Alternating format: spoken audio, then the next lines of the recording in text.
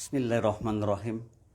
Assalamualaikum warahmatullahi wabarakatuh. Alhamdulillah wa syukrillahi ala nikmatillah. La hawla wa la quwata illa billah. Rabbi srohli sodri wa yassirli amri wahlul uqtatam min lisani yafqahu qawli, amma ba'du. Puji syukur kehadirat Allah Subhanahu wa taala atas berkah limpahan rahmatnya lah, alhamdulillah. Pada siang hari ini sebagaimana biasa, Selasa siang pukul 14 insyaallah sampai 15 kita jumpa lagi dalam satu ruang, yaitu QLM, Quality Life Management, yang insyaallah siaran motivasi bersama mitra yang dimuliakan Allah dan sahabat semua, khususnya dari Dinas Sosial DKI. Pada hari ini tepatnya 2 November 2021, alhamdulillah kita sama-sama bersua melalui satu Zoom. Saya berikan apresiasi yang sangat tinggi untuk rekan-rekan sahabat semua dari Dinas Sosial DKI dan juga mitra GIC yang hari ini insya Allah sama-sama bergabung. Dan pada hari ini tema kita adalah membuang malas dan menunda, atau orang mengatakan itu ada 2M yang terus berlanjut dengan kita. Nah, ini adalah satu pembelajaran yang mungkin saja menjadikan kita nantinya orang-orang yang jauh dari malas dan menunda. Sebab ternyata malas dan menunda itu terus berlanjut kepada siapapun yang saat ini bisa jadi kita semua yang mungkin saja malas untuk membuangnya.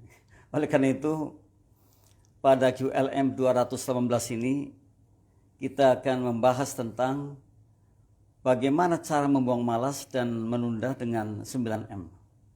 9M inilah yang kemudian dijadikan satu inspirasi kita, dijadikan satu motivasi kita sehingga kita menjadi orang yang insya Allah tidak lagi malas dan menunda sebuah pekerjaan.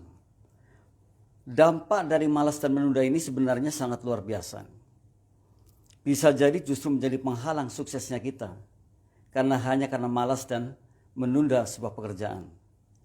Sungguh merupakan satu pembelajaran yang mungkin saja menjadi bijak manakala kita memahami ternyata kita harus membuang yang namanya 2M ini, yang namanya malas dan menunda.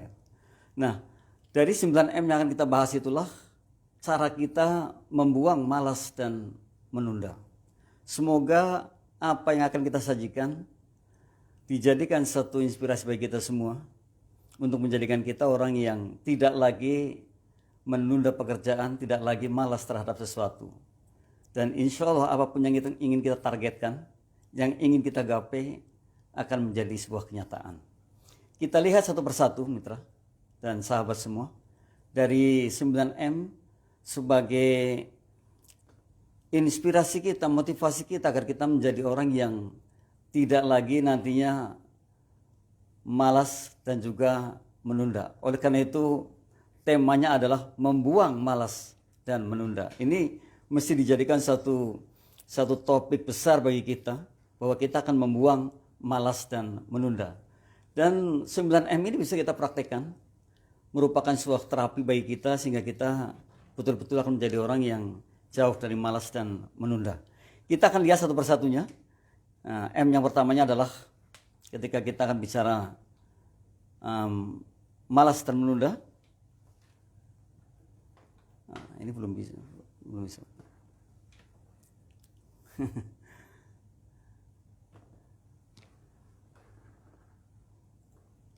Ya, satu persatu akan kita lihat. Yang pertama adalah ternyata mensegerakan aksi nyata kita. Nah ini agar kita tidak menjadi orang pemalas, ternyata kita harus segera atau mensegerakan aksi nyata kita. Ketika kita ingin berbuat sesuatu dan ini sudah menjadi prioritas, ini sudah menjadi rencana besar kita, ini yang harus kita kerjakan, maka segeralah. Ya, jadi jangan sampai menunda, jangan sampai tunda lagi, jangan sampai nanti gitu. Atau jangan sampai sebentar deh, sebentar ini. Tapi yang baik adalah ketika kita mensegerakan memberikan apresiasi terhadap apa yang kita inginkan dengan aksi nyata. Jadi segera saja. Orang bilang itu do it now, do it. Ya. Orang bilang itu kerjakan sekarang. Tidak ada lagi nanti dan nanti. Mensegerakan aksi nyata itu merupakan satu pembelajaran baik kita agar kita menjadi orang yang tidak lagi malas atau tidak lagi menunda sebuah pekerjaan. Ini mitra, kita catat baik-baik. Ternyata yang pertama adalah mensegerakan aksi nyata. Jadi tidak menunda lagi, tidak nanti-nanti, tidak besok, apalagi sampai besok atau mungkin beberapa jam kemudian. Ternyata yang terbaik adalah mensegerakan aksi nyata kita. Kalau kita belum berhasil maksimal ya, paling tidak kita sudah mengatakan bahwa ketidakberhasilan maksimal ini merupakan tanda saya sudah beraksi. Ini yang penting seperti itu. Ini yang pertama. Kita lihat yang kedua. Yang kedua adalah ternyata membuat target. Jadi supaya kita tidak menjadi pemalas, supaya kita tidak menunda, maka harus dibuat targetnya. Kira-kira apa sih target saya ini? Yang akan kita capai itu apa? Yang akan kita gapai itu apa? Kita tuliskan, kita buat target itu. Dan saya pernah mengajarkan bahwa dibuat target yang runut, target yang priority. Jadi yang betul-betul menjadi prioritasnya dan betul-betul ingin direalisasikan. Kita buat target. Ini yang kedua. Nah, yakin kalau kita buat target maka kita akan mengejarnya. Kita tidak menunda lagi. Kita akan maju. Terus dan maju supaya targetnya bisa tergapaikan. Supaya targetnya bisa menjadi kenyataan. Supaya targetnya itu bisa menjadi direalitakan oleh kita. Ini penting bagi kita bahwa membuat target itu adalah salah satu menghalau yang namanya menunda dan malas. Targetnya sudah ada. Targetnya mungkin kan bisa target priority itu. Target yang diprioritaskan tadi. 1, 2, 3 yang mana yang paling pertama. Kemudian kita ingin gapai target itu. Maka ketika ada aksi nyata, yakin sekali bahwa targetnya dekat dengan kita. Tapi kalau tidak ada aksi nyata, tidak punya aksi atau action atau kerja nyata, mungkin targetnya sangat jauh sekali. Manakala kita sudah bisa mengejar sebuah target, maka di situ pasti ada aksi nyata. Nah ini pentingnya kita untuk tidak menunda dan juga malas. Yang kedua adalah membuat target. Nah, jadi sahabat semua, buatlah target yang akan digapai oleh kita, kemudian do it gitu. Realitakan atau kerjakan. Tidak lagi menunda-nunda sampai esok pagi. Nah, ini yang penting adalah yang keduanya. Yang ketiga kita lihat lagi. Nah, ternyata yang ketiga adalah menganut pola hidup sehat. Nah, ternyata untuk menjadi orang yang tidak malas, tidak menunda juga harus sehat. Ya mungkin olahraga kecil tiap paginya, ya, sekitar seberapa jam sampai setengah jam sebelum kerja. Atau mungkin kita membuat sesuatu yang membuat badan kita segar. Atau makanan yang bergizi, bernutrisi. Nah ini ternyata di sana juga dipentingkan oleh kita agar kita menjadi orang yang tidak malas, tidak menunda suatu pekerjaan. Ternyata harus menganut pola hidup yang sehat. Luar biasa kalau kita memang sehat. Karena tentu sebuah pekerjaan akan bisa maksimal kita dapatkan, kita kerjakan manakala kita ini sehat. Baik fisik maupun rohani kita. Kedua-duanya harus seimbang, harus betul-betul sehat. Nah, rohaninya sehat, kalau fisiknya nggak sehat itu juga masalah. Atau fisiknya sehat, rohaninya nggak sehat juga masalah kan gitu. Sehingga akan terjadilah malas. Jadi ternyata menganut pola hidup yang sehat ini menjadi satu kebutuhan baik kita. Menjadi satu kunci di mana kita tidak ingin menjadi orang yang malas atau menunda sebuah pekerjaan. Ini yang ketiga. Kita akan bicarakan 9M. Ya, tadi membuat target, kemudian menganut pola hidup yang sehat. Menganut pola hidup sehat ini coba kalau kita bayangkan, orang sehat itu ternyata syukurnya banyak sekali. Kalau pagi hari kita bisa menghirup udara segar, pagi hari bisa berpikir dengan jernih, pagi hari kita bisa membuat atau membaca target-target yang akan kita kerjakan. Ya, mungkin kita buat tadi malam, kemudian paginya kita ulang lagi kembali, dilihat kembali, kita lihat lagi. niscaya kita akan menjadi orang yang hilang malasnya, hilang menundanya gitu. Ya, 2M ini menjadi satu penyakit yang bisa jadi terus menerus ada pada diri kita. Maka mestinya kita belajar bagaimana cara menghalau dua penyakit ini. Di antaranya adalah seperti apa yang kita pelajari saat ini. Dan nomor 3 adalah menganut pola hidup sehat. Jangan salah mitra dan sahabat semua, menganut pola hidup sehat ini dijadikan satu upaya kita agar kita tidak menjadi orang yang malas atau menunda gitu ya. Jadi sehat jasmani, sehat rohani, sehat segalanya. Sehat jasmani luar biasa, sehat rohani juga luar biasa. Jadi kalau kedua-duanya itu seimbang atas kesehatannya, maka niscaya target kita akan bisa digapai dengan baik. Ini yang kedua. Yang ketiga, kita lihat lagi yang keempat. Apa kira-kira yang keempat? Nah, ini ternyata membuat daftar urut pekerjaan. Nah, jadi tadi sudah kita dari awal sampai kemudian nomor 3-nya. Yang keempatnya adalah membuat daftar urut pekerjaan. Jadi kalau menurut buku Stephen Covey itu first thing first. Kita selalu akan mendahulukan mana yang harus didahulukan. Kita akan merunut betul. Oleh karena itu membuat daftar urut pekerjaan itu penting. Jadi mana yang harus selesaikan dulu, kemudian mana yang nomor 2, yang nomor 3 dan seterusnya. Nah, pertanyaannya apakah kita sudah biasa membuat satu daftar urut pekerjaan gitu ya. Ini harus kita latih dan harus kita tuliskan baik-baik. Menjadi catatan khusus bagi kita di pagi hari yang akan kita kerjakan adalah ini. Runutnya nomor 1 ini, nomor 2 ini, nomor 3 ini sampai selesainya pekerjaan. Maka membuat daftar urut pekerjaan itu merupakan satu needs, satu kebutuhan dan ini bijak sekali. Kalau kita membuat daftar urut pekerjaan itu bijak banget. Karena apa? Kita tidak akan nabrak-nabrak. Yang seharusnya selesai A ya A, yang harus selesai B ya B, yang harus selesai C ya C gitu. Terus seperti itu. Jadi pola hidup dengan daftar urut ini sama persis dengan pola hidup ketika kita harus sehat jasmani dan rohani. Luar biasa ya. Nah ini, selamat siang ini untuk Bu Nuri, Pak Fajar ya, dan teman-teman. Ya ada lagi Bu Sukapti Ari, mudah-mudahan semua sehat. Bu Kristina ya, luar biasa ya. Mudah-mudahan semua sehat dan hari ini sama-sama belajar di program Quality Life Management. Ya. Jadi Quality Life Management itulah satu program di mana kita ingin berkualitas ke depannya. Bagaimana memanage kehidupan yang lebih berkualitas. Ini adalah tujuan dari satu program Quality Life Management atau QLM di Radio Jakarta Islamic Center. Sekali lagi, salam hangat dan terus kita belajar. Ya, kita sudah sampai yang keempat dari 9M yang mana 9M ini adalah menjadikan kita inspirasi atau motivasi agar kita tidak menjadi orang yang terkena dampak malas dan menunda gitu. Jadi kita buang malas dan menundanya, kita membuang malas dan menunda. Artinya ketika kita belajar dari 9M nanti, berarti esok hari kita sudah tidak lagi menjadi orang yang senang menunda pekerjaan atau menjadi orang yang malas gitu. Kita adalah orang-orang yang giat, orang-orang yang terus fisiknya terlatih menjadi orang yang tegar, yang kuat, yang sehat. Nah ini diantaranya.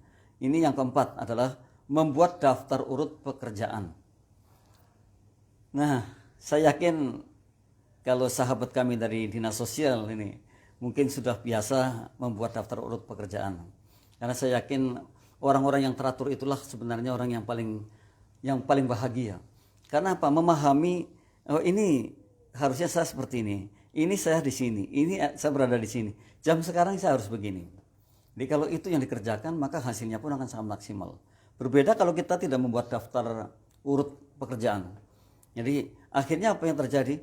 Bisa jadi pekerjaan satu belum selesai, sudah mengerjakan yang lain.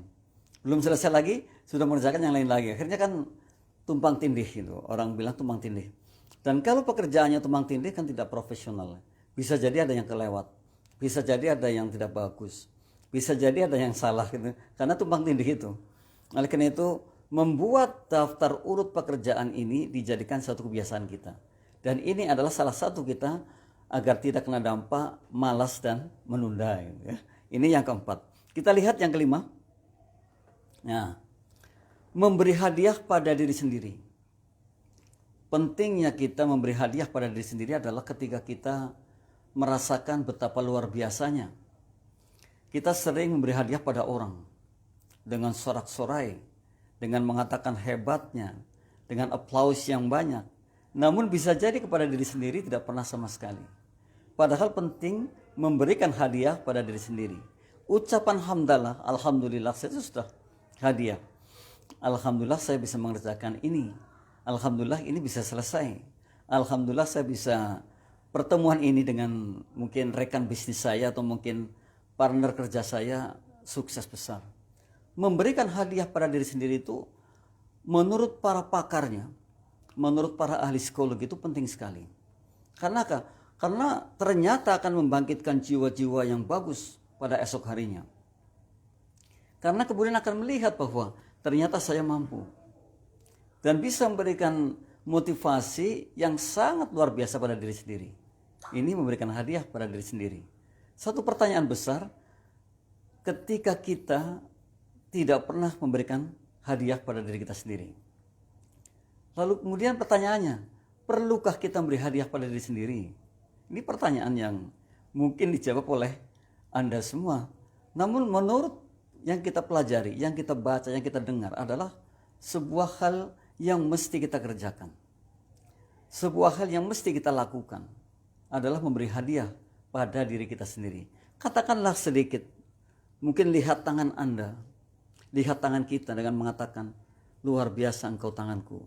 Sudah bisa mengerjakan banyak hal di pagi hari ini sampai siang hari ini, sampai sore hari ini. Ini adalah salah satunya. Lalu bersyukur padanya. Karena apa? Pemberian Allah ini berupa tangan inilah yang kemudian bisa berbuat banyak kemanfaatan pada orang lain. Belum lagi mungkin pikiran kita, belum lagi penglihatan kita, pendengaran kita, ucapan kita, sampai langkah kita. Ya ini, jadi mulailah kita memberi hadiah pada diri sendiri seraya mengucap hamdalah. Mulailah kita mengatakan dengan kaki saya, tangan saya, telinga saya, mata saya. Semuanya kita mensyukurinya dan semua membantu bahwa kita bisa berbuat yang lebih bagus dan lebih manfaat bagi orang banyak. Jadi alangkah sayangnya kalau hari ini kita belum pernah memberikan hadiah pada diri kita sendiri. Selamat siang Bu Puji, semoga Bu Puji sehat ya. Dan selamat siang juga Pak Mangiring Purba, semoga juga sehat. Dan juga dari SPSTW Budi Mulia 2, wah luar biasa ya. Bu Nuri Safitri, nah, semoga semua sehat dan semua adalah orang-orang yang mau belajar serta mau mengisi jiwa sehingga insya Allah ke depan akan lebih berkualitas lagi. Nah ini sampai kelima adalah memberi hadiah pada diri sendiri. Jangan lupa kita harus terus masukkan ke bawah sadar kita bahwa ternyata kita harus memberi hadiah pada diri kita sendiri. Ketika kita mengerjakan sesuatu kemudian kita lihat organ tubuh kita, ketika kita mengatakan, kita mengucapkan alhamdulillah ya Allah kita sudah bisa mengerjakan yang ini. Dan insya Allah kemanfaatannya bukan hanya untuk diri kita tapi lingkungan kita dan bahkan lebih luas lagi. Ini harus ke sana lihatnya sehingga menjadi orang yang terus memberi hadiah pada diri sendiri atas upaya, atas apa yang dikerjakan. Upaya maksimal dan kerja maksimal. Ya, kalau dari kemarin sampai saat ini belum pernah memberi hadiah, saat ini adalah saat yang tepat kita memberi hadiah pada diri kita sendiri. Kita memberi hadiah kepada pikiran kita, kata-kata kita, tangan kita, kaki kita dan segalanya, bahwa saya alhamdulillah sudah bisa memberikan sumbangsih kepada diri saya sendiri dan orang lain secara maksimal. Oke. Ya, kita lihat yang keenam. Nah, yang keenam ternyata tadi sudah disinggung, memotivasi diri. Saya pernah mengatakan satu hikmah yang luar biasa. Kalau kita kehilangan harta kecil, kehilangan jabatan kecil, kehilangan teman walaupun satu sangat besar, kehilangan semangat, kehilangan segala-galanya. Jangan pernah kita kehilangan semangat. Memotivasi diri ini artinya supaya kita terus semangat. Orang yang semangat itulah yang akan mencapai sukses besar. Dan sekalipun mungkin orang mengatakan, istirahat dulu dah, kamu rupanya lelah sekali. Namun kalau semangat dari dalam, atau inner semangat ya, semangat yang timbul, maka kata lelah itu tidak ada sama sekali. Yang ada adalah termotivasi untuk mengerjakan. Nah ini penting untuk kita agar kita menjadi orang yang terus termotivasi. Terus memberikan motivasi pada diri kita sendiri. Saya mampu, saya bisa, saya luar biasa. Jadi jangan mengecilkan diri. Jangan meremehkan diri. Gitu. Tapi katakan pada diri kita sendiri bahwa kita adalah orang yang hebat, orang yang luar biasa. Dan saya mampu apapun yang saya inginkan. Karena sungguh bahwa saya mengatakan atau hikmah mengatakan we are what we think. Kita ini apa yang kita pikirkan. Jadi kalau ini yang terjadi, lalu kenapa kita tidak semangat? Nah, memotivasi diri ini adalah bagian dari hal penting agar kita tidak menjadi orang yang menunda pekerjaan dan malas. Itu. Ini penyakit yang sangat luar biasa, mitra. Malas itu penyakit yang luar biasa. Kemudian menunda juga penyakit yang sangat luar biasa.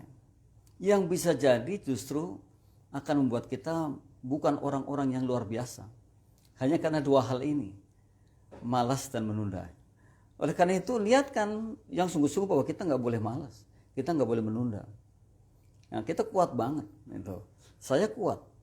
Apalagi kalau kita sudah memberikan motivasi kepada diri kita sendiri tentang apa yang ingin kita guide, ingin kita gapai. Tadi ada target di sana. Target saya adalah itu. Maka kata malas sudah kita anulir. Kata malas sudah nggak ada lagi. Dan bahkan kata malas bisa jadi hanya dengar saja itu malas itu. Tapi yang sesungguhnya tidak ada lagi kata malas ini. Tidak ada lagi. Memotivasi diri ini pentingnya adalah ketika kita membakar diri untuk semangat. Dan orang yang semata dia adalah orang yang betul-betul akan menjadi orang atau menjadi pemenangnya. Menjadi berbeda dari yang lain. Semangat terus. Tidak ada apa? Orang bilang tidak ada kata lelah gitu. Tapi terus dan terus. Karena betul bahwa hidup ini harus berjuang terus, harus terus bergerak. Bahkan kan sukses itu adalah satu pergerakan dari satu titik ke titik yang lain. Pergerakan dari satu titik ke titik yang lain itu sukses sebenarnya. Jadi bukan orang mengatakan sudah punya segalanya lalu berhenti. Justru berhenti itulah yang namanya gagal. Karena kita tidak berbuat apa-apa. Dan orang kalau sudah tidak berbuat apa-apa, ini tidak ada harapan sama sekali. Dan itulah kegagalan.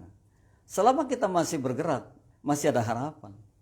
Dan itu sebenarnya namanya sukses. Jadi mestinya kita katakan pada diri kita bahwa saya adalah orang yang termotivasi atas segala apa yang saya inginkan. Saya adalah orang yang paling semangat terhadap apa yang harus saya kerjakan. Harus mengatakan seperti itu. Jadi jiwa kita ini perlu asupan kata-kata. Pikiran kita juga perlu asupan kata-kata. Katakan saja, nggak usah malu-malu. Pagi-pagi berkaca sebelum berangkat kerja mengatakan bahwa saya adalah orang yang paling semangat di hari ini.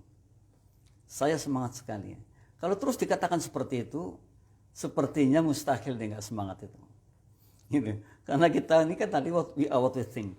Jadi apa kata kita ya itulah yang sesungguhnya. Jadi jangan salah sahabatku yang dimuliakan Allah dan mitra semua, bahwa apa yang kita katakan itulah sebenarnya kunci utamanya. Kalau saya mengatakan bahwa saya ini orang semangat, ya semangat. Namun sebaliknya kalau saya mengatakan, aduh saya lagi malas, ya malas betul. Aduh saya harus nanti dulu ngerjakannya, ya akhirnya nanti. Gitu. Nah ini yang harus kita hindari. Dan banyak di antara kita yang terkadang itu memahami sebuah kata, padahal kata itu salah namun dianggapnya benar. Gitu. Contohnya saya mengatakan tadi, ini sepertinya mudah nih, ini nanti aja. Padahal mestinya sekarang dikerjakan. Mestinya hari ini dikerjakan. Mestinya jam ini dikerjakan. Kalau kemudian kita sudah mengatakan seperti itu, yang terjadi adalah kita akan mengerjakan nanti. Ya kemudian kalau keburu, kalau nggak keburu jadi masalah lagi. Jadi masalahnya akan bertumpuk. Oleh karena itu, katakan pada diri kita bahwa saya orang yang paling semangat. Jadi kalau kita semangat itu, ya akan menjadi, apapun akan menjadi. Yang kita inginkan akan jadi nyata. Namun kalau kita patah semangat atau semangatnya hilang, ya hilang segalanya. Jadi nggak boleh kita ini menjadi orang yang kehilangan semangat. Ya. Jadi memotivasi diri. Luar biasa. Memotivasi diri ini sangat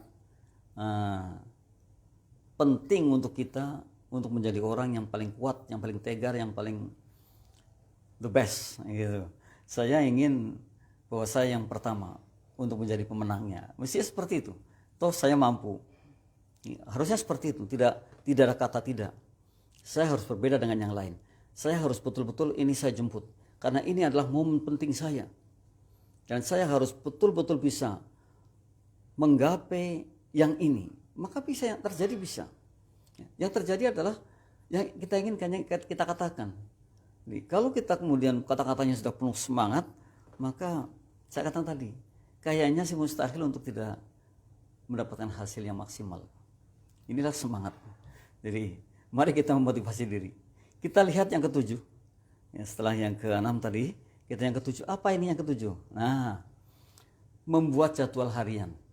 Kalau tadi ada daftarnya, daftar pekerjaan. Sekarang buat jadwal harian. Bahkan bila perlu jadwalnya jangan harian saja. Membuat jadwal mingguan, bulanan, tahunan. Dibuat jadwalnya itu. Kira-kira apa sih kan gitu? Segala sesuatu kalau dibuat, dituliskan, dibuat jadwalnya, maka akan ingat. Dan hebatnya lagi, kalau kita bisa membuat jadwal, ya katakanlah jadwal harian atau jadwal mingguan tadi atau jadwal bulanan, maka kita akan bisa menengok-nengok dan kemudian kita tidak lari-lari. Karena apa? Ada jadwalnya. Gitu. Jadwal harian itu penting sekali untuk menjadikan kita orang yang jauh dari malas. Jauh dari menunda, maka kita buat jadwal harian. Kalau tadi kan ada jadwal urutan pekerjaan yang harus kita urutkan kan. Saya kerja ini, kerja itu, tapi berurutan. Kalau sekarang ada lagi membuat jadwal harian. Jadi jadwal harian itu penting, umpamanya, saya pada jam 8 pagi ada pertemuan. Nah, dibuat kan.